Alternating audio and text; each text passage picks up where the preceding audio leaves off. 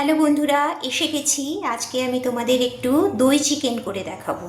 তো দেখো, আমি চিকেনগুলোকে খুব ভালো করে ধুয়ে নিয়েছি। ধুয়ে এর মধ্যে আমি দিয়ে দেব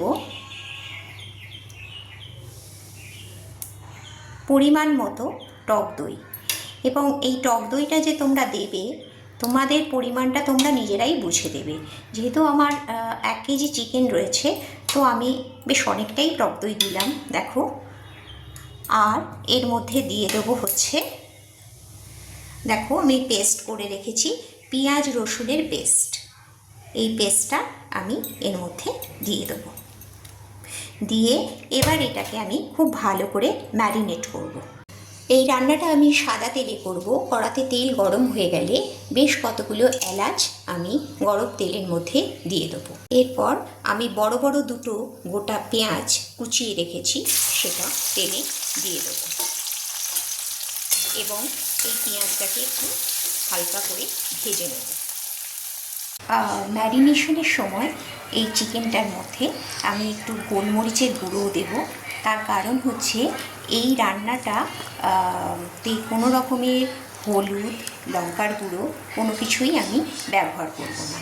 তো একটু গোলমরিচের গুঁড়ো দিয়ে এই মাংসটাকে চিকেনটাকে আমি ম্যারিনেট করে রাখবো। দই আর পেঁয়াজ রসুন বাটা, আর তার সঙ্গে হচ্ছে অল্প গোলমরিচের গুঁড়ো। পেঁয়াজটা মোটামুটি ভাজা হয়ে গেছে।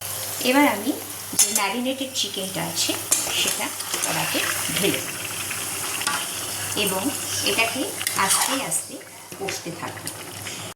এর মধ্যে পরিমাণ মতো নুন আমি দিয়ে দেবো এবং এর মধ্যে পরিমাণ মতো একটু চিনিও দেব। তার কারণ দই চিকেনটা খেতে একটু মিষ্টি মিষ্টি হয়, আর এর মধ্যে কোনো রকম হলুদ বা লঙ্কার গুঁড়ো দেবো না, এটার রঙটা সাদাই থাকবে। দেখো বন্ধুরা, চিকেনটা ফুটতে শুরু করেছে।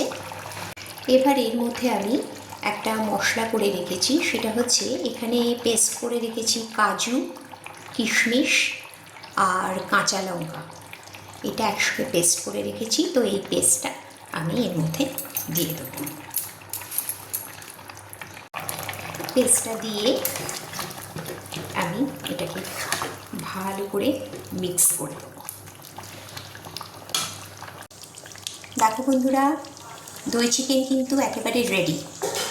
খাওয়ার জন্য এটা একদম রেডি হয়ে গেছে। তো তোমরা আমাকে অবশ্যই কমেন্ট বক্সে কমেন্ট করে জানিও তোমাদের এই প্রিপারেশনটা, চিকেনের এই প্রিপারেশনটা কেমন লাগলো। সেটা আমাকে সবাই কমেন্ট করে অবশ্যই জানিও। তো আজকের মতো এই পর্যন্তই। দেখো বন্ধুরা, দই চিকেন কিন্তু রেডি অ্যান্ড সার্ভড।